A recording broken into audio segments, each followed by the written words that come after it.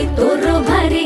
दिसते भारी गणपतीची स्वारी अन आला धादिस मामाच्या घरी मालवण चिपळूण सावंतवाडी माझ्या कोकण गावांचो दिमाग भारी